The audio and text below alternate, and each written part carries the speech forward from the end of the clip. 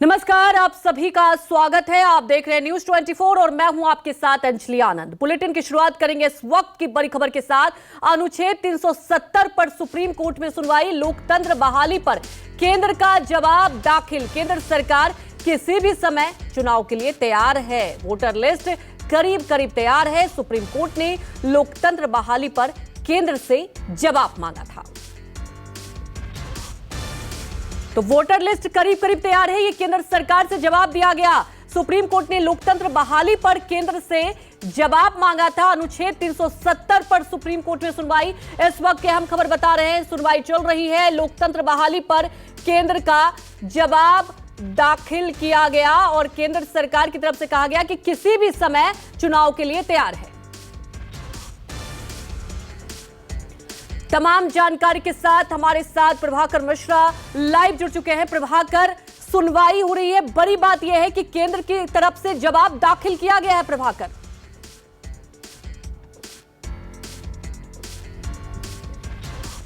देखिए, केंद्र सरकार ने सुप्रीम कोर्ट ने केंद्र सरकार से पिछली सुनवाई के समय पूछा था कि राज्य में स्टेटहुड यानी राज्य का दर्जा देने में लोकतंत्र बहाली के लिए सरकार का रोड मैप क्या है। उस संबंध में आज सॉलिसिटर जनरल ने कोर्ट को जवाब दिया। उन्होंने उनकी तरफ से बात कही गई कि कभी भी चुनाव कराने के लिए सरकार तैयार है।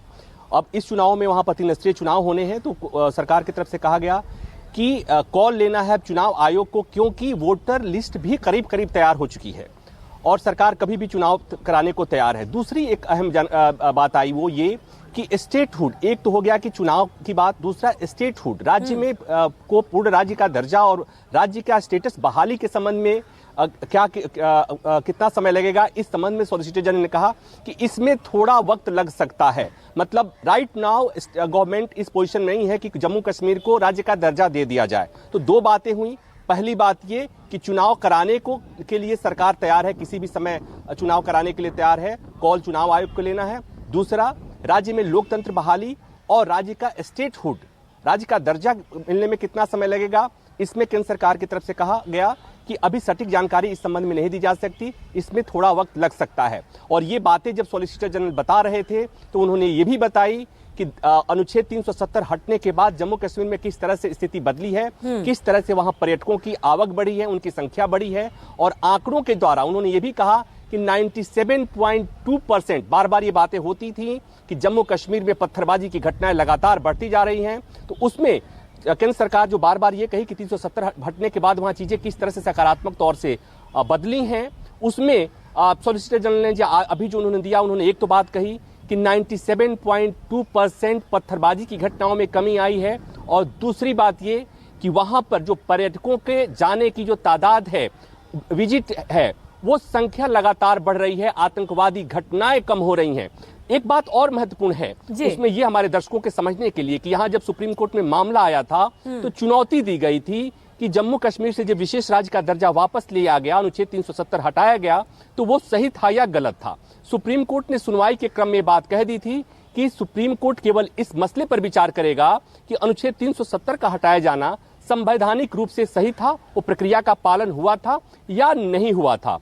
ये इस पर सुप्रीम कोर्ट विचार नहीं कर रहा है कि वो फैसला गलत था या सही था, उस पर कोर्ट विचार नहीं कर रहा है। कोर्ट इस पर विचार कर रहा है कि जो प्रक्रिया अपनाई गई थी वो संवैधानिक थी या नहीं थी। और इसी बीच में जब सुप्रीम कोर्ट ने केंद्र सरकार से ये पूछ दिया कि वहां पर लोकतंत्र बहाली के लिए रोड मैप क्या है, जिसका जवाब सरकार ने दिया, तो इसका मतलब साफ हो गया कि सुप्रीम कोर्ट अनुच्छेद 370 के हटाने के फैसले को लेकर कोई बात नहीं कहने जा रहा है। आने वाले समय में जब सुनवाई पूरी होगी और फैसला आएगा तो सुप्रीम कोर्ट के फैसले में यह नहीं होगा कि केंद्र सरकार ने जम्मू कश्मीर से अनुच्छेद 370 हटाया था, वो फैसला सही था या गलत था। सुप्रीम कोर्ट इस संबंध में फैसला सुनाएगा कि वो जो प्रक्रिया अपनाई गई थी वो सही थी, न्याय संगत थी, संवैधानिक थी या नहीं थी। क्योंकि अब सुप्रीम कोर्ट जब खुद ये कह रहा है कि वहां पर लोकतंत्र बहाली के लिए कितना समय लगेगा जी, तो इसी सवाल में ये भी निहित है कि सुप्रीम कोर्ट ये कहेगा कि वो जो हुआ सो ठीक है। और इसमें अब बहुत, तो हमारे दर्शकों को ये बात समझ में आ रही होगी कि संविधान पीठ 5 सदस्यीय बेंच जो इस मसले की सुनवाई कर रही है वो आने वाले समय में फैसला किस तरह का देने जा रही है। लेकिन अभी की खबर यही है कि केंद्र सरकार ने सुप्रीम कोर्ट को बता दिया कि सरकार तैयार है, वोटर लिस्ट तैयार हो चुका है चुनाव कराने के लिए सरकार की तरफ से तैयारी हो चुकी है, चुनाव आयोग को कॉल लेना है। रह गई बात कि जम्मू कश्मीर में को राज्य का दर्जा मिलने में कितना समय लगेगा, सरकार ने कहा थोड़ा वक्त और लग सकता है। इसके संबंध में सटीक जानकारी अभी नहीं दी जा सकती। और केंद्र सरकार ने भी बात कही है कि 370 हटने के बाद जम्मू कश्मीर पे ढेर सारे सकारात्मक बदलाव हुए हैं। मसलन पत्थरबाजी की घटनाओं में 97.2% की कमी आई है, आतंकवादी घटनाओं में 50% के आसपास वहां भी कमी आई है। तो सरकार ये बताने की कोशिश कर रही है, सरकार की तरफ से बताने की कोशिश सॉलिसिटर जनरल कर रहे हैं। अभी थोड़ी देर बाद अटॉर्नी जनरल भी बोलेंगे, तो सरकार की तरफ से ही कुछ बातें अपनी कहेंगे। प्रभाकर, बहुत बहुत शुक्रिया आपका अपडेट देने के लिए। तो बड़ी खबर आपको बता रहे थे कि लोकतंत्र की जो बहाली हुई है, ये केंद्र सरकार की तरफ से जवाब दिया गया है। और जैसा कि प्रभाकर बता रहे थे कि सबसे बड़ी बात यह है कि प्रक्रिया को लेकर यहां पर सुनवाई होगी।